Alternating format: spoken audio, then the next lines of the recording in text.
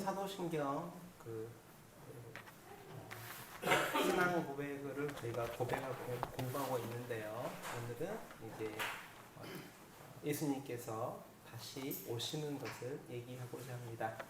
저번 시간에 제가 말씀드린 것은 고멜과 같은 고시 여인과 같은 음란한 저희들을 위해서 왕께서 저희를 구원하시고자 독생자를 보내기로 결정하셨고, 독생자이신 예수 그리스도께서는 그 말씀에 성부의 말씀에 순종하셔서 이 땅에 저희에게 성육신 하셔가지고 내려오셨습니다. 그래서 십자가에서 죽으심으로 고멜을 구하는, 고멜을 구속하는, 다시 사는 대가로 당신의 생명값을 지불하셨고요. 그래서 저희들의 주인이 되어 주셨습니다. 그 예수님께서는 장사 지낸 바 되시고 부활하셔서 하나님 보좌 우편에 앉아 계시다가 다시 저희들을 심판으로 오십니다. 그래서 저희가 신앙 고백에 사도신경에 이렇게 고백을 하지요. 저리로서 산 자와 죽은 자를 심판으로 오시리라, 이렇게 고백을 합니다.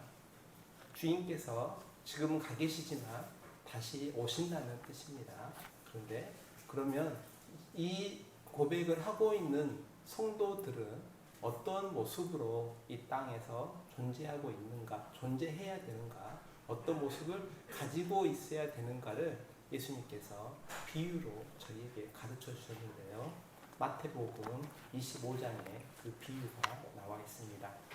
교회를 다들 오래 다니신 분들이기 때문에 아시겠지만, 마태복음 25장에 나와 있는 비유는 흔히들 열 처녀의 비유라고 알려져 있습니다.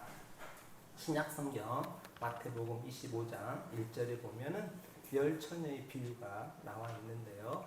여러분들은 지금 이제 열 처녀의 비유를 다시 한번 읽어보시면서, 저는 이 시간에 저하고 읽어보시면서 한 가지 하셔야 될 일이 있는데, 열 처녀가 공통적으로 한 것, 그리고 다섯 처녀와 다섯 처녀, 슬기로운 처녀와 어리석은 처녀 다섯 사람들이 반으로 갈라졌어요.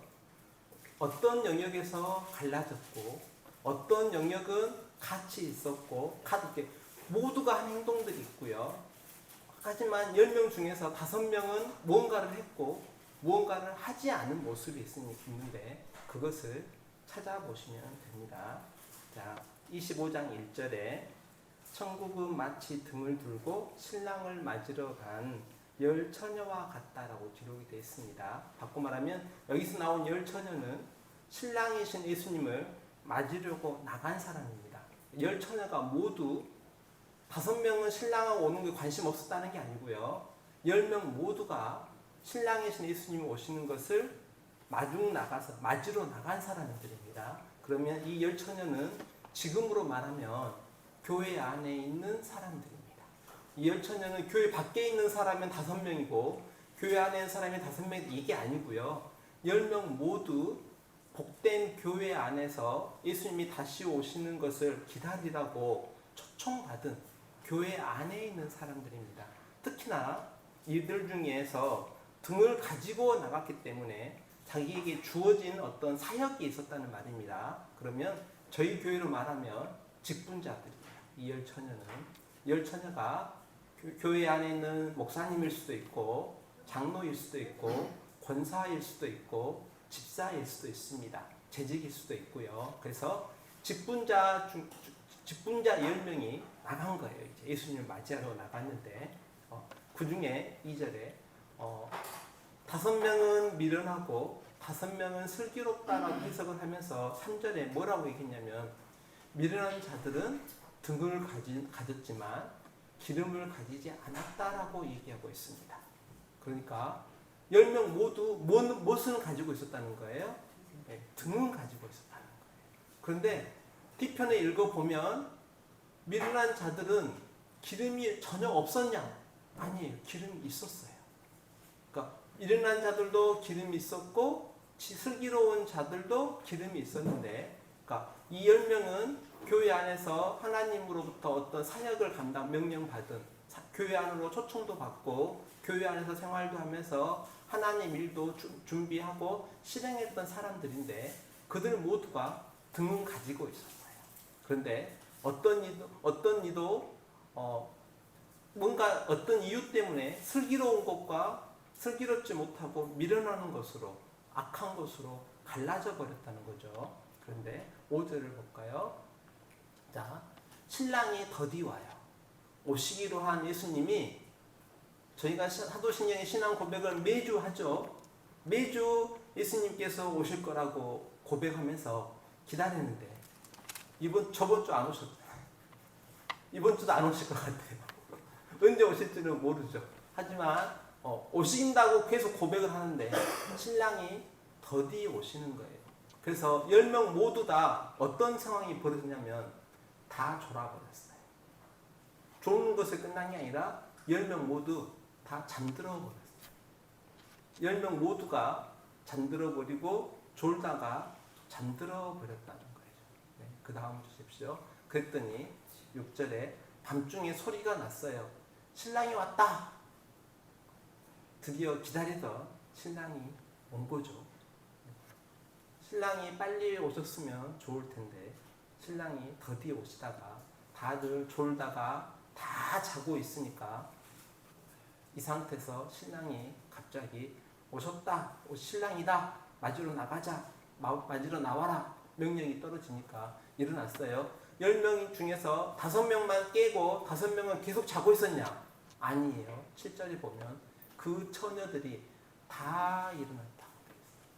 그러니까 졸다가 다 같이 졸았는데 다 같이 잠들었는데 신랑이 왔다라고 하니까 5명만 일어나고 5명은 에이 나 몰라 신랑하고 관계없어 잠잘래 이게 아니라 일어나기는 다 일어났어요. 10명 모두가 다 일어난 거죠. 일어나가지고 모두가 등을 준비했어요. 등은 다 가지고 있었으니까. 그리고 나서 다음 주십시오. 불을 켰어요. 등도 준비하고 기름도 있었겠죠. 등을 다 켰어요.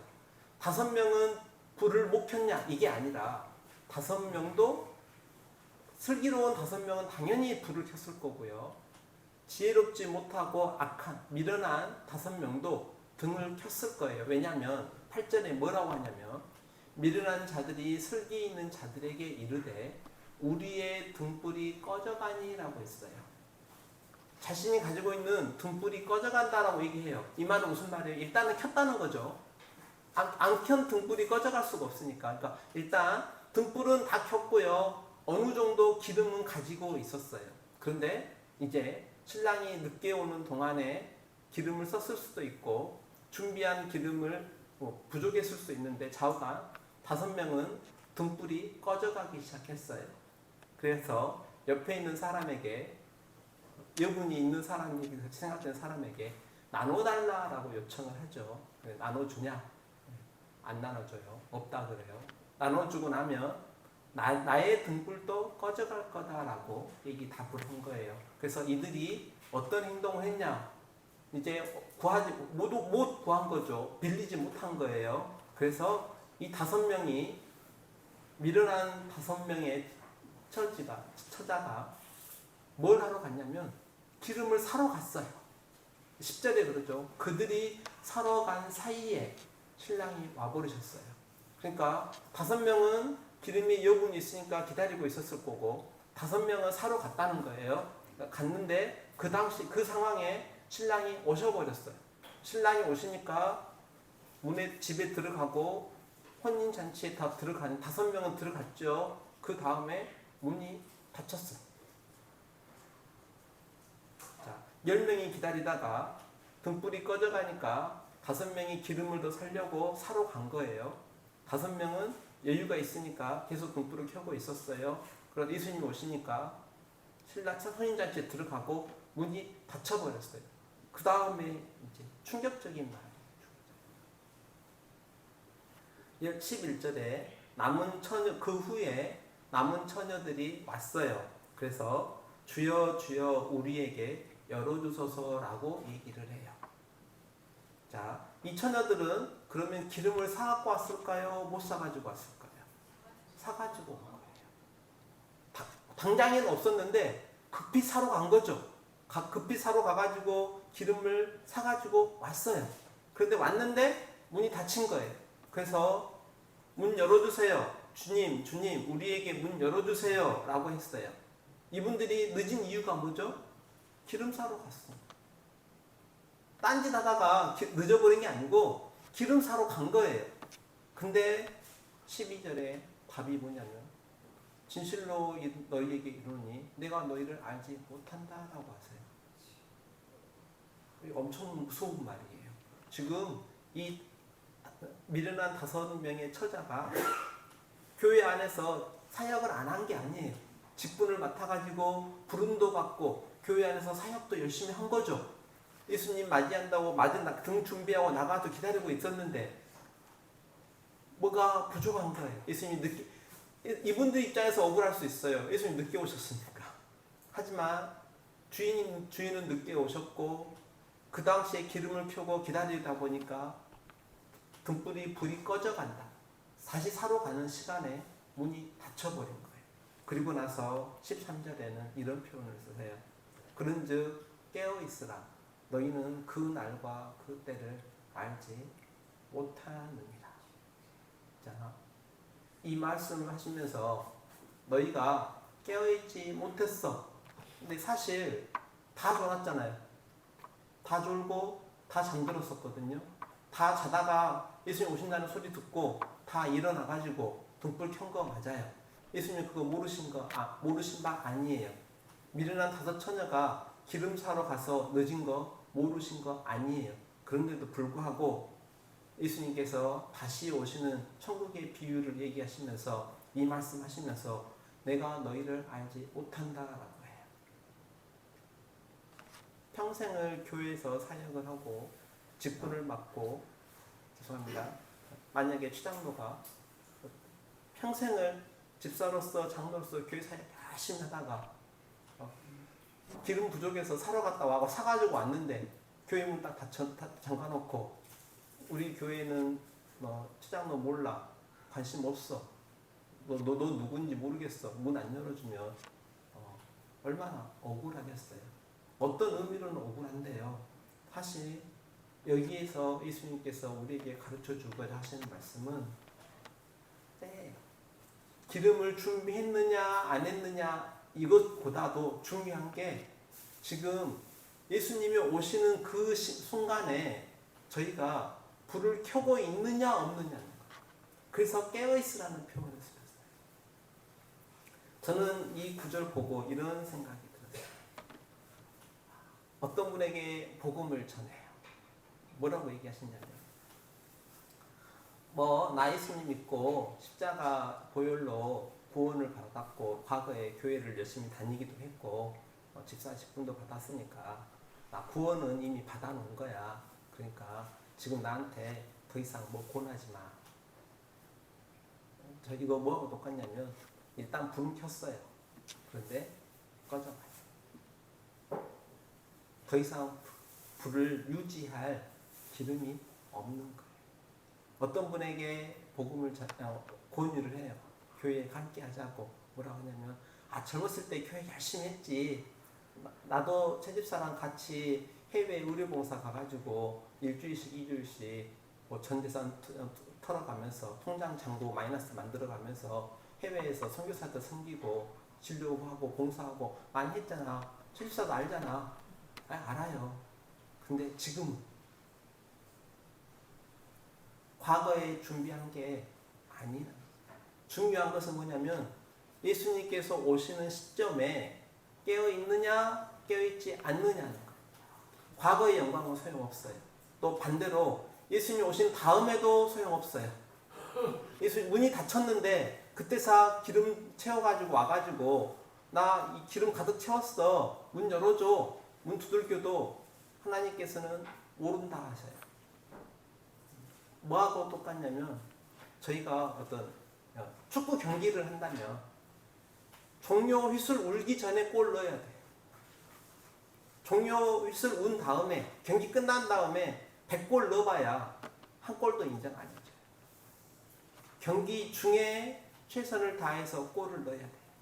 저희에게 사명이 주어지고 저희가 건강이 허락되고 생명이 허락한 한도 내에서 저희가 기름을 준비하는 것처럼 예수님이 다시 오실 것을 깨어서 기다리고 있어야 해요. 이 사실을 인지를 못하면 사람의 본성의 마음은 어떻게 가냐면 나 열심히 사역하다가 이제 교회도 섬기고 사역하다가 이제 은퇴했으니까 그냥 조용히 그냥 예배만 그냥 드리고 교회에서 무슨 일을 하든 나 그냥 멀리서 바라만 볼래. 이게 어느 정도 등불을 켤 수 있는데 불을 유지할 수 있는 기름이 없는 미련한 사람과 똑같아요.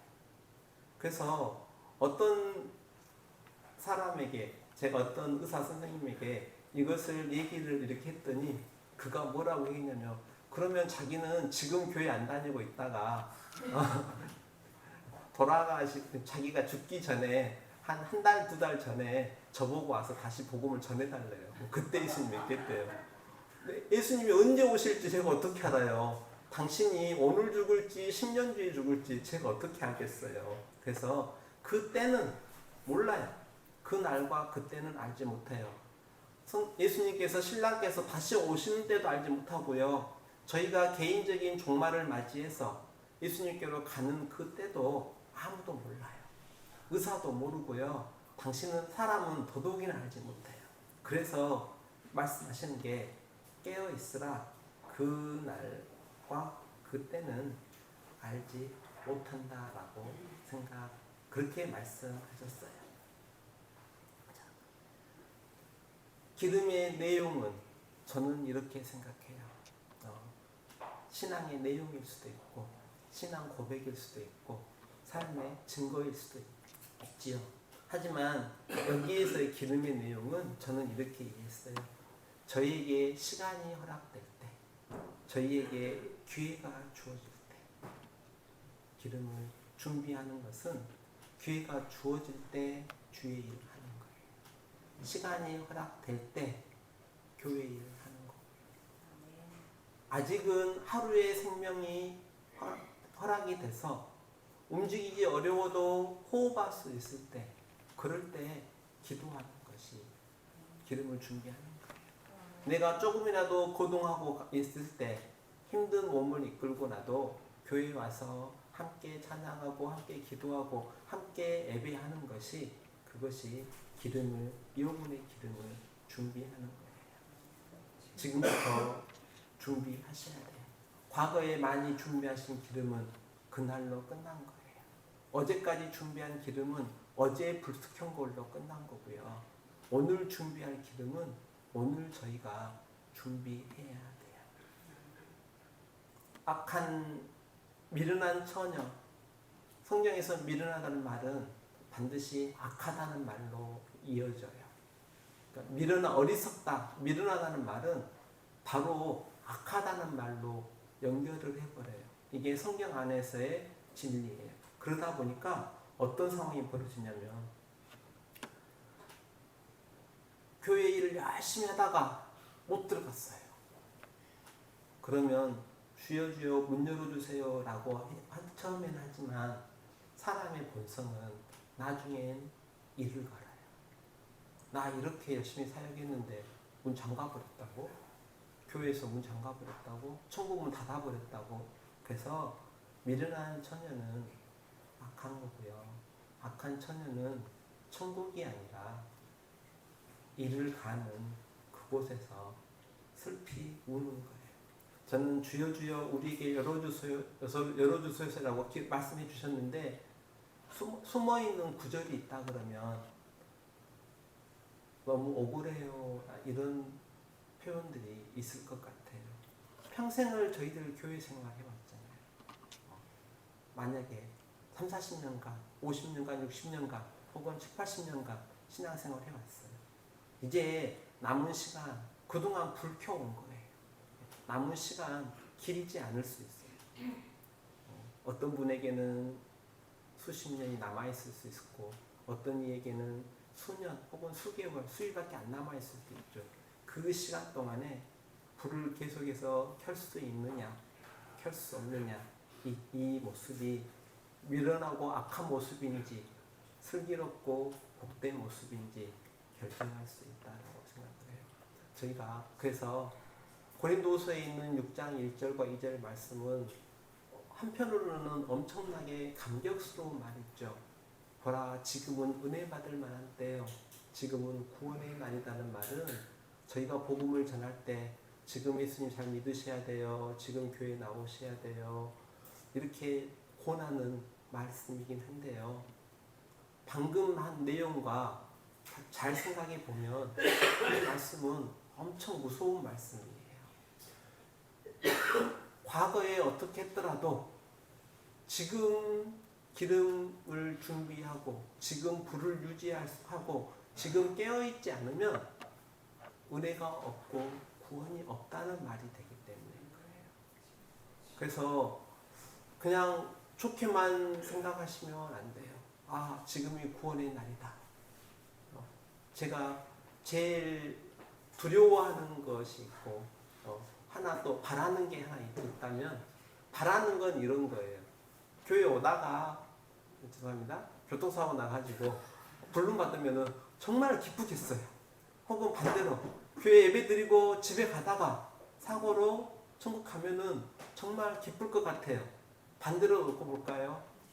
교회 오는데 오늘 교회 예배를 가야 되는데 친구 녀석이 오랜만에 외국에서 살다가 한 10년 만에 와가지고 야 진서가 술 한잔 하자. 그래서 제가 그 술집에 가다가 사고 나고 죽으면 저는 뭐라고 생각하냐면 제가 여분의 기름을 준비하지 않고 등불 좀 꺼버렸다. 저는 그렇게 생각을 해요. 그래서 질문을 좀 드려볼게요. 기름을 빌릴 수 있었습니까? 못 빌립니다.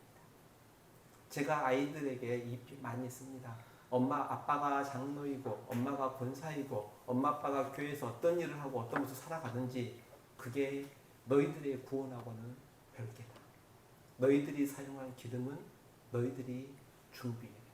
이게 성경의 원칙입니다. 물론 저희가 자녀들을 위해서 열심히 기도할 수는 있습니다. 하지만 수많은 선지자들이 기도해도 이스라엘 백성들 말 안 들으면요 이스라엘 망합니다. 오죽하면 하나님께서 에레미야에게 너 더 이상 이 백성들을 위해서 기도하지 마 라고 말씀하시기도 합니다. 기름은 빌릴 수 없습니다.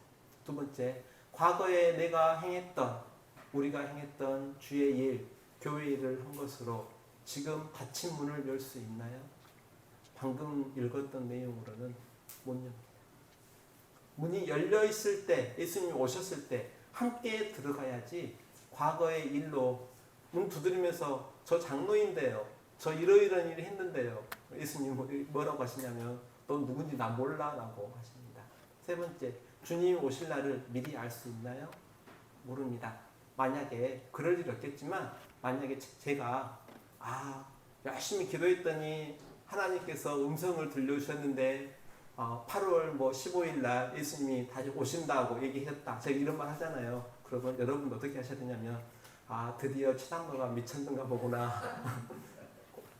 저 뽑을 때 공동회의 하셔서 투표하셨죠. 다시 회의하셔야 돼요. 그래가지고 장로 자리에서 내려오게 하시고 치매병원이나 정신병원에 입원시키셔야 돼요. 주님 오실 날은 장로이든지 목사이든지 선지자이든지 아무도 모르십니다. 오죽하면 예수님께서도 아버지만 아신다라고 답을 딱 끊으셨습니다. 그러면 오늘 우리가 지금 할 수 있는 그 일이 무엇인가요? 이것은 각자 생각해 보십시오. 저는 날마다 기도하고 묵상하고 예배에 참여하고 저는 그런 것일 거라고 생각합니다. 5번, 지금 준비해야 될 일을 방해하는 요소는 무엇일까요?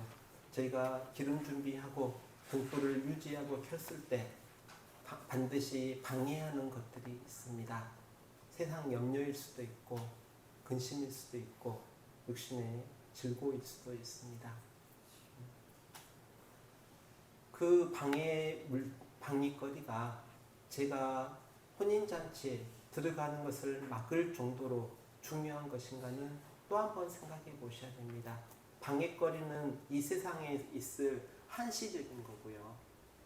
성경에는 경하고 작다라는 표현을 쓰는데 저희가 혼인잔치에 들어가서 누릴 복됨과 영광은 중하고 영원합니다. 그래서 첫 번째 질문은 열 처녀 중에 지금 슬기로운 입장에 있는 건지 아니면 어리석인 입장에 있는 건지 한 번쯤 내 자신의 모습을 돌아보시면 좋겠고요. 일곱 번째 마지막으로 슬기로운 자는 기름을 준비해야 할 때 준비하는 사람입니다. 봉사해야 될 때 봉사하는 사람입니다. 교회 일을 할 때 교회 일을 하는 자입니다. 이 사람이 깨어있는 인생입니다. 다음 주십시오. 보라 지금이 은혜 받을 만할 때요. 지금은 구원의 날입니다. 저희가 사도신경에 하늘에 오르사 전능하신 하나님 변자 계시다가 저리로서 산자와 죽은 자를 심판으로 오시리라 라고 고백하는 순간에 그 심판하러 오시리라는 고백을 방금 열 처녀의 비유에 생각 맞춰가지고 곰곰이 나의 고백이 정말로 다시 오실 예수님을 고백하면서 깨어 있으면서 준비하는 내 모습인지 한 번쯤 잘 생각해 보셨으면 좋겠습니다. 지금 은혜 받지 못하면 지금 지나가면 없습니다. 오늘 하루의 생명을 더 허락하심이 저는 기회를 주신다 생각합니다. 정말 감사가 되는 것은 어제까지 한 번도 제대로 못했더라도 오늘 준비했는데 저번 주까지 한 번도 못했는데 이번 주부터라도 잘 깨어있고 기름 준비 잘 했는데 예수님 오시면 얼마나 또 행복하겠습니까? 그래서 오늘이 마지막 기회가 아니라고 장담할 수 없습니다. 예수님께서는 우리의 신앙 고백처럼 심판으로 오십니다. 경청해 주셔서 감사합니다.